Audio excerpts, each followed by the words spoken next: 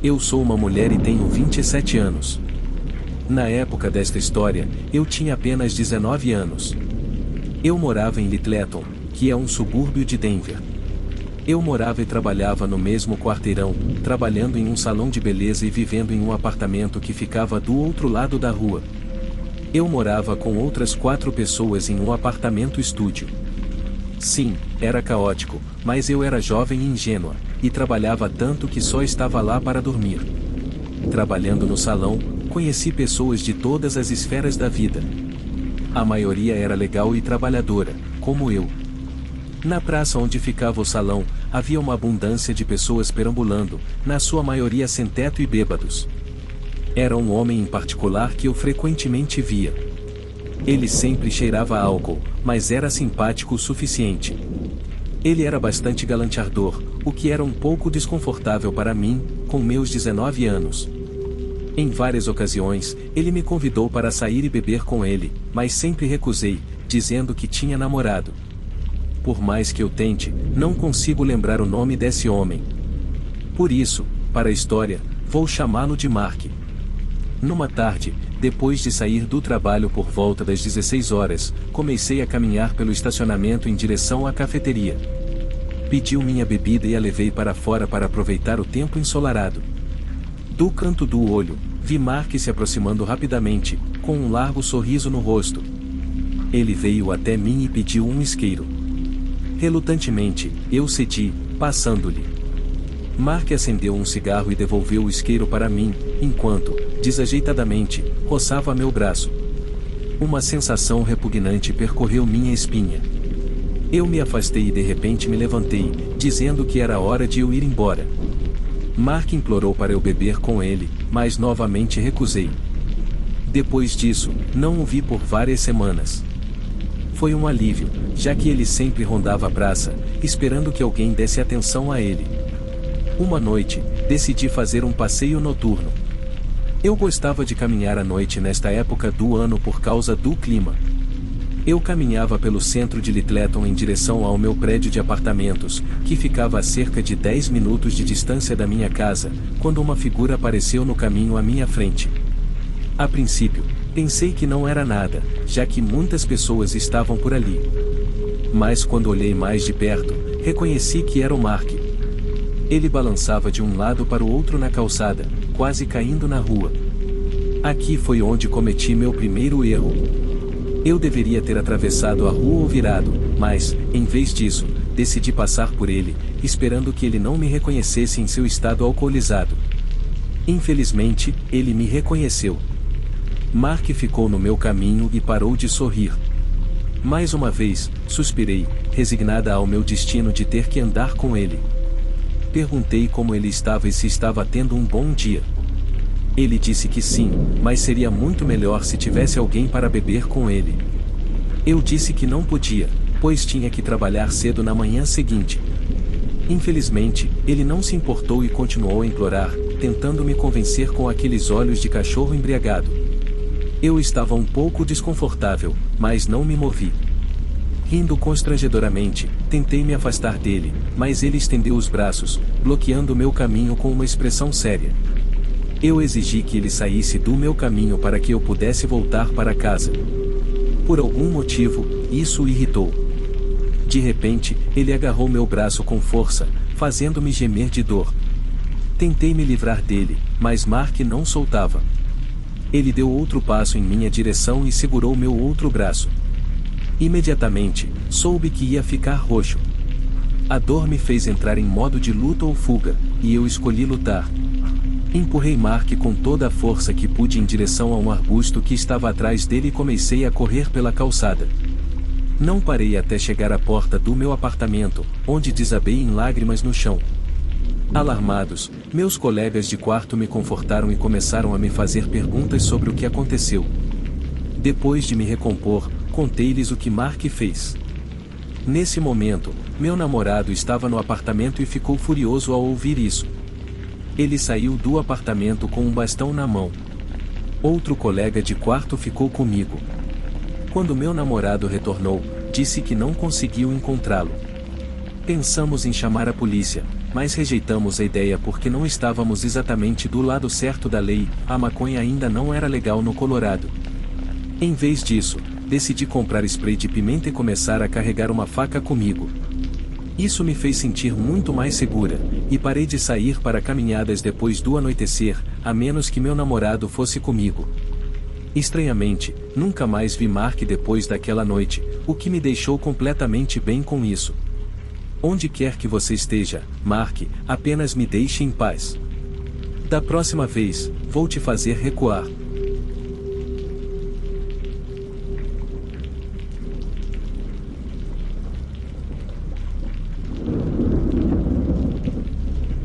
Estou escrevendo isso após muita ponderação sobre se deveria ou não, mas decidi que as pessoas deveriam ouvir minha história para ficarem mais atentas. Passaram-se 6 anos desde que isso aconteceu e, enquanto escrevo isso, ainda fico paranoica só de pensar nisso. Vou ser bem vaga com os detalhes, pois até hoje ainda estou assustada. Sou uma mulher de 23 anos, mas na época dessa história, tinha acabado de fazer 17. Trabalhava como garçonete, e um cara foi contratado como cozinheiro, vamos chamá-lo de John. John parecia inofensivo a princípio. Eu sempre fui e ainda sou muito simpática e tento não ser rude com ninguém, a menos que me deem motivo, e mesmo assim tento evitar confrontos. Todos no trabalho eram bem amigáveis e frequentemente brincávamos e pregávamos peças uns nos outros.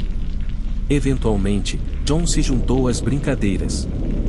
Devo ressaltar que nunca flertei ou mostrei qualquer interesse romântico por esse homem. E quando brincávamos, sempre era em grupo, nunca sozinha com ele. Uma noite, depois do expediente, fui para fora fumar e John também estava lá.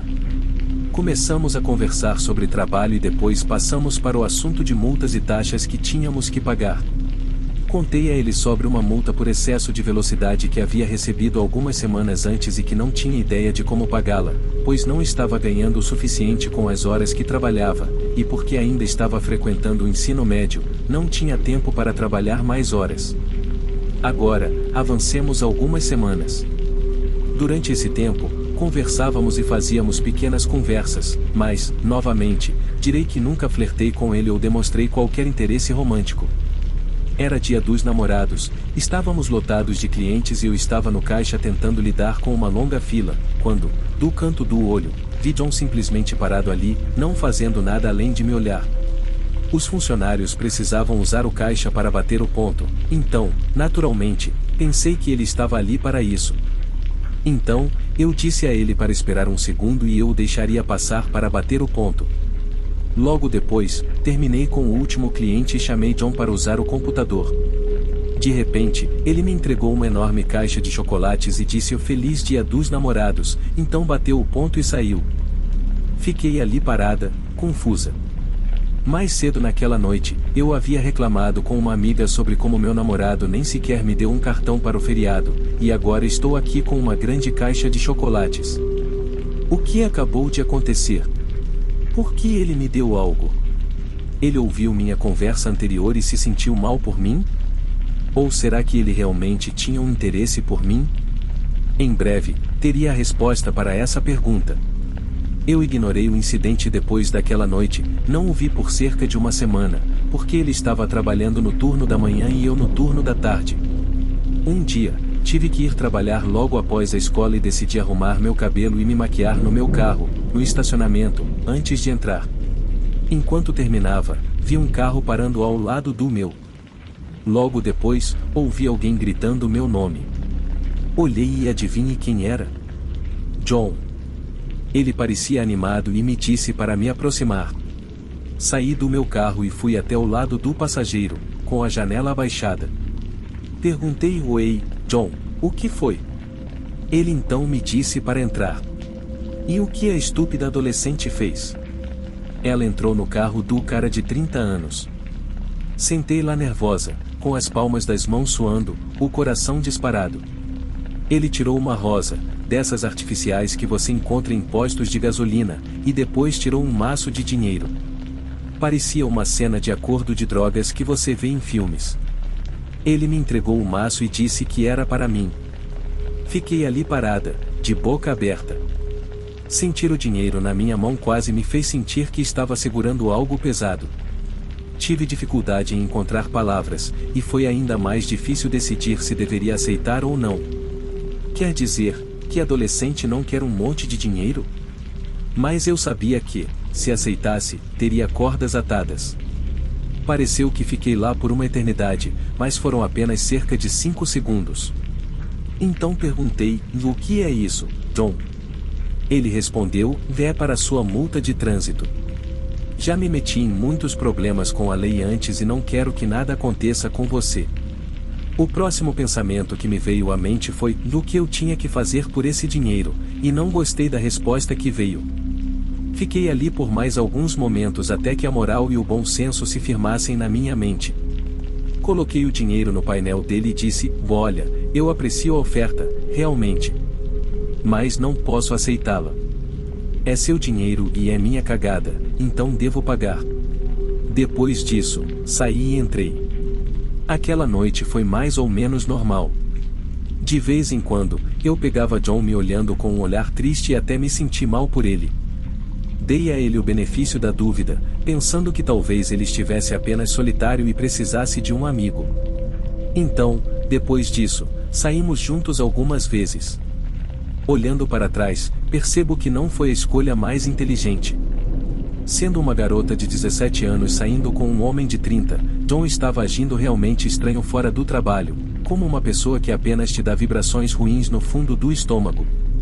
Ele tentou algumas investidas em mim e eu educadamente me desculpei e me afastei.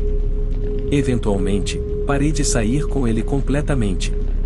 Enviei a ele um texto curto, mas simpático, dizendo que não estava interessada em um relacionamento. Mas aparentemente ele não aceitou isso. Ele me mandava mensagens de texto intermináveis e muitas vezes me ligava tentando me convencer a sair com ele. Toda vez que ele estava trabalhando no mesmo turno que eu, ele me dava uma dessas rosas de posto de gasolina. Eu aceitava meio constrangida e então aceitava porque, mais uma vez, eu tinha 17 anos e evitava confrontos a todo custo. Ele era um homem de 30 anos e eu era uma garota adolescente. Evitava ele o máximo possível. Até pedi ao meu chefe os horários de trabalho em que John estava fora. Em breve, comecei a ignorar as mensagens de texto. Ele acabou sendo demitido por não comparecer ao trabalho sem avisar. 1 mês ou 2 se passaram e acabei me demitindo. Mudei de número e de operadora de celular. Uma noite, enquanto esperava a minha melhor amiga sair da casa do namorado dela, percebi que tinha várias mensagens de texto de um mesmo número. Peguei meu celular e notei que eram do mesmo número. No total, havia 10 mensagens. Comecei a ler e fiquei tão confusa no início quanto a quem estava me enviando sua história de vida em uma mensagem de texto tão tarde da noite. Mas, enquanto juntava as peças do quebra-cabeça, de repente cliquei: era John. Não consigo lembrar exatamente o que as mensagens diziam, mas, resumindo, ele estava confessando seu amor eterno por mim e não entendia por que eu estava o ignorando e por que tinha mudado meu número. Fiquei tão nauseada. Senti meu estômago revirando dentro de mim na hora. Como diabos ele conseguiu meu novo número? Nesse ponto, minha melhor amiga entrou no carro, mas eu não tirei os olhos da tela do meu celular. Ela deve ter percebido o quanto eu estava desconfortável, porque, depois que não respondi, ela se inclinou sobre mim e viu o telefone na minha mão. Ela o pegou de mim e leu as mensagens em voz alta e depois sugeriu que eu ligasse para minha mãe. Sabia que minha mãe ficaria brava comigo se ela descobrisse que um homem adulto estava me contatando. Então, disse a ela que não era uma boa ideia naquele momento. Logo depois, recebi uma ligação de um número diferente. Atendi, e ouvi uma respiração lenta e profunda, e então a linha foi desligada subitamente. Minha melhor amiga, a quem chamarei de véi, disse: você deveria bloquear esse número também, o que fiz. Mas, ao longo do próximo mês, continuei recebendo mensagens e chamadas de números diferentes. Nunca respondi às mensagens de texto e bloqueei todos eles. Alguns dos telefonemas atendi, e ouvi aquela mesma respiração perturbadora antes de desligar. Eventualmente, tudo parou por completo depois de ignorá-los por tanto tempo. Avançando cerca de 6 meses, cada aspecto da minha vida havia mudado completamente. Saí da casa da minha mãe e consegui meu próprio apartamento. Pouco antes de completar 18 anos, arrumei um novo namorado, que chamarei de James, e ele também se mudou para o apartamento comigo. Mudei de escola, troquei de número novamente e comprei um carro novo porque o câmbio do meu antigo estava ruim. Também arrumei um novo emprego em uma instituição médica, trabalhando na limpeza. Houve muitas mudanças pelas quais passei. James e eu não nos sentíamos confortáveis em receber correspondências em casa devido a algumas pessoas suspeitas em nossa área, então mandávamos tudo para a casa da minha mãe. Toda segunda-feira, eu passava na casa dela para fazer algumas tarefas domésticas e pegar minha correspondência da semana anterior. Então, um dia, enquanto estava lá, comecei a fazer algumas tarefas e me acomodei no sofá, tentando aproveitar meu único dia de folga na semana. Minha mãe entrou e me jogou minha correspondência, informando que havia uma carta endereçada a mim. Isso chamou minha atenção, porque quem ainda escreve cartas hoje em dia? Então, folheei minha correspondência, jogando o lixo de lado, até encontrar a carta que ela mencionou. Era um envelope branco comum com meu nome.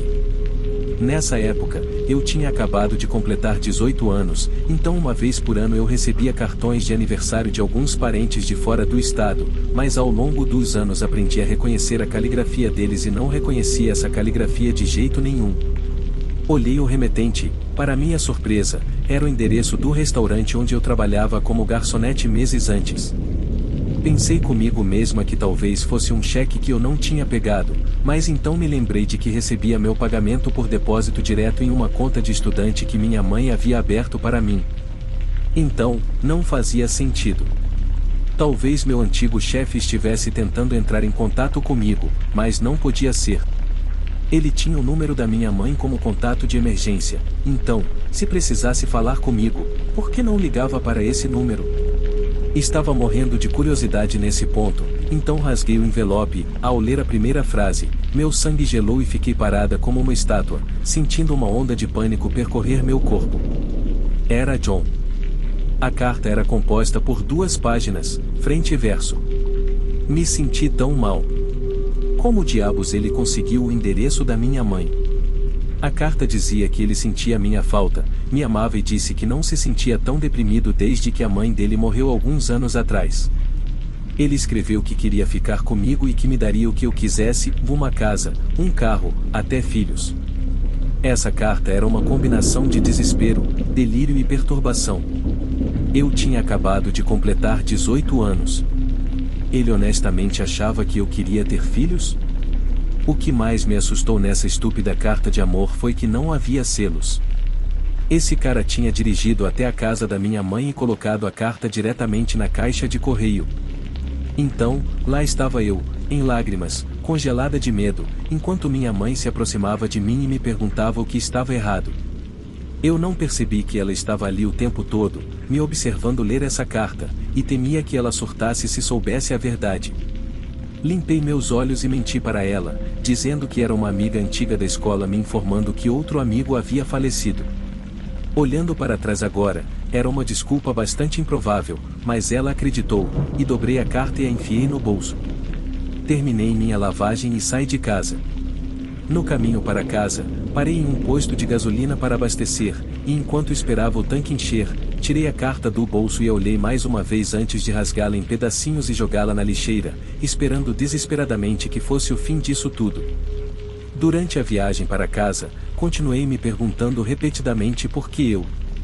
De repente, percebi que se ele havia se dado ao trabalho de entregar uma carta escrita à mão na casa da minha mãe, o que mais ele seria capaz de fazer?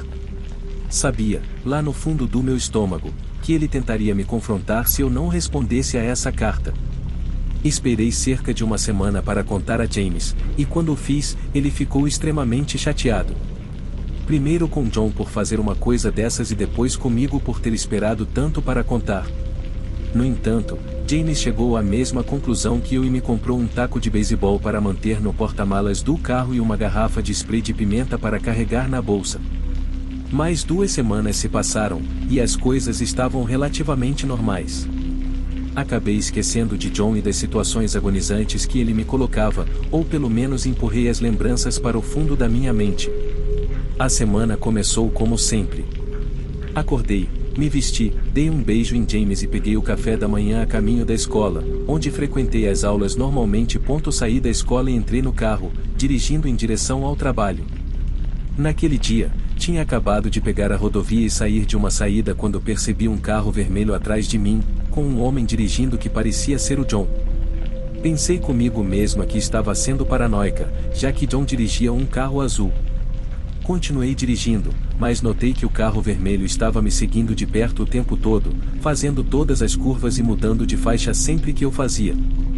Quando virei na estrada de terra que levava à casa do meu avô e vi o carro vermelho me seguindo, percebi que era, de fato, o John.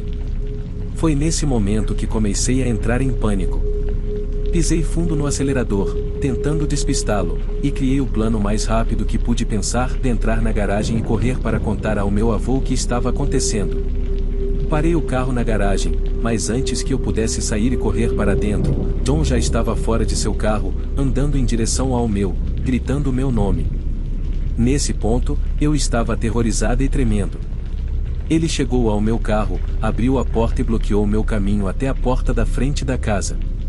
Levantei os olhos e vi a raiva em seus olhos. Tudo aconteceu tão rápido que mal consigo lembrar o que foi dito.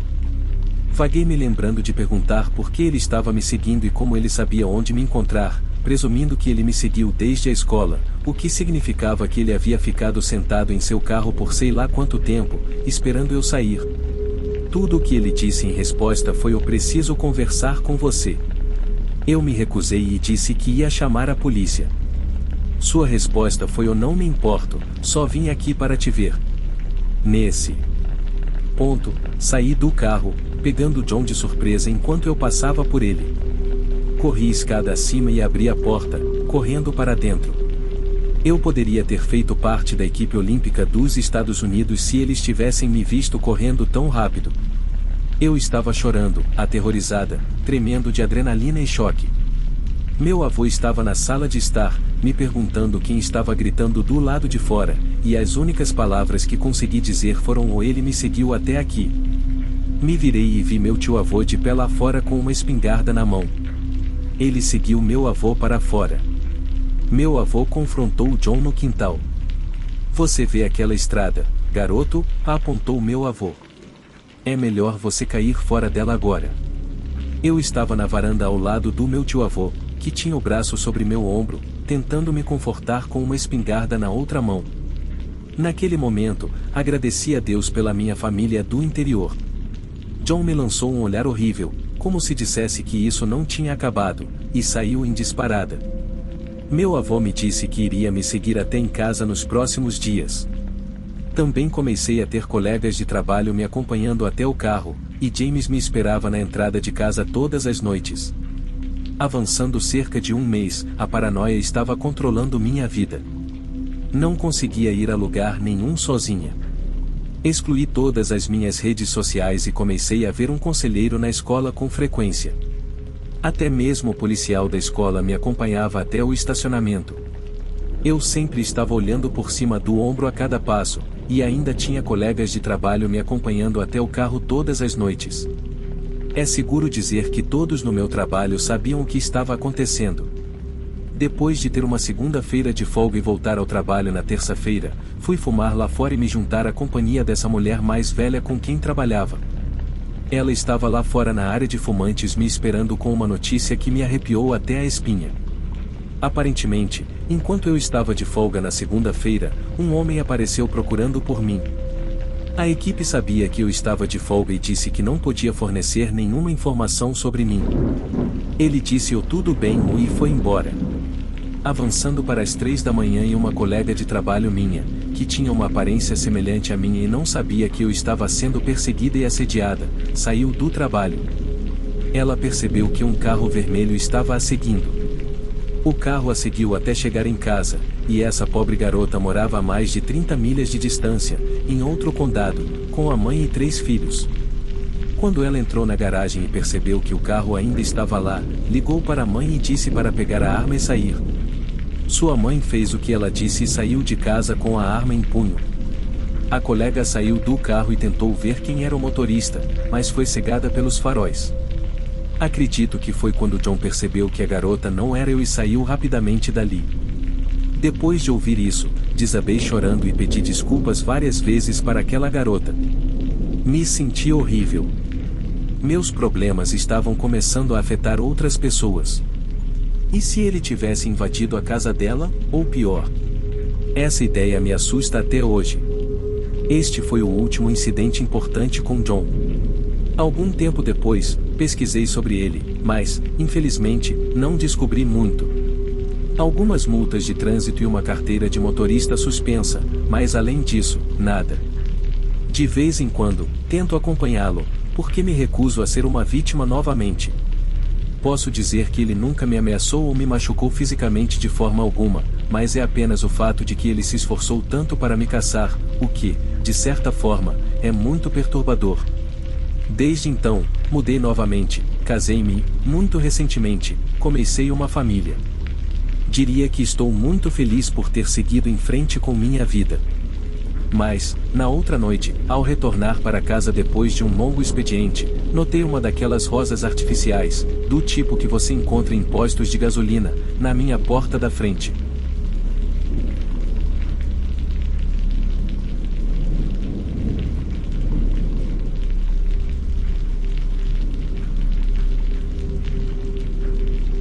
Isso aconteceu comigo cerca de 4 anos atrás. Tenho 23 anos agora, então tinha 19 na época em que isso ocorreu. Estava acordado até tarde jogando videogame, como costumava fazer nos fins de semana. Lembro-me muito claramente que estava chovendo muito naquela noite, era uma tempestade forte. O vento lá fora devia estar por volta de 50 milhas por hora, e a chuva caía com força.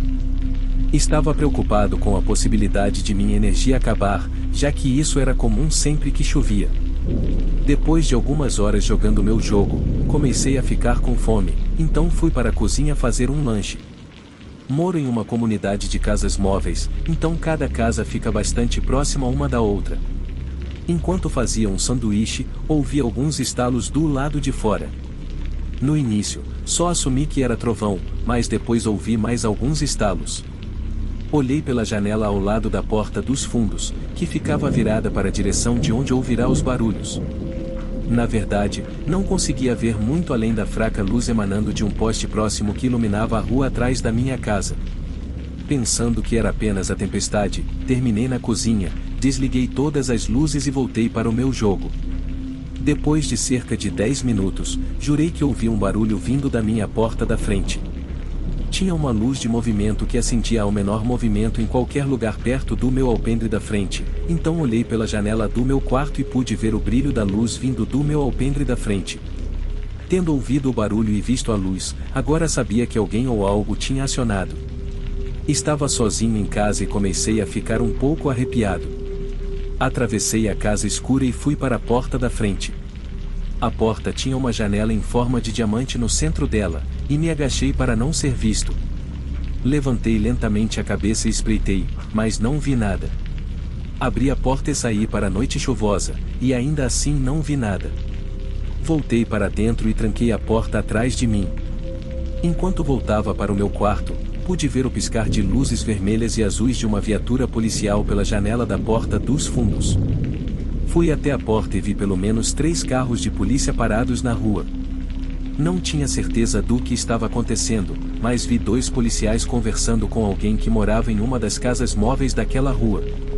Assisti por um tempo até ficar entediado e voltei para o meu quarto. Não foi até o dia seguinte que vi nas notícias algo que me assustou até o âmago. Os barulhos que ouvi na noite anterior eram tiros, de acordo com a polícia. Era uma troca de drogas que deu errado. 2 homens foram mortos a tiros, executados. Um homem foi baleado na cabeça e o outro foi baleado algumas vezes no peito enquanto estava sentado em uma cadeira. A polícia tinha motivos para acreditar que isso estava relacionado a gangues. Um dos homens foi identificado depois que um membro da família o relatou como desaparecido. A outra vítima era o dono da casa móvel, que havia marcado um encontro com os traficantes. Desnecessário dizer que as coisas deram errado rapidamente. Fui à polícia depois de ter visto as reportagens nos noticiários. Estou completamente convencido de que o que eu vi na minha varanda naquela noite foi o homem que acabou de matar aqueles 2 homens, tentando entrar na minha casa. Como a polícia recordou, logo após os tiros, contei isso à polícia, e eles também concordam que o assassino estava procurando um lugar para se esconder e escolheu minha casa, já que não havia carro do lado de fora e ele pode ter pensado que não havia ninguém em casa. Mas assim que me ouviu andando pelo corredor, ele deve ter fugido para a noite. Não tenho certeza do que aconteceu depois disso ou se o homem foi pego, porque nunca mais ouvi falar da polícia depois de dar meu depoimento. Isso me assusta pensar no que poderia ter acontecido se aquele homem escolhesse arrombar minha porta, ou se eu não tivesse ouvido os barulhos vindos da minha varanda. Eu poderia muito bem ter sido a próxima vítima. Considero-me muito sortudo por nunca ter encontrado o assassino naquela noite. Sempre fique seguro, nunca se sabe quem está lá fora no escuro.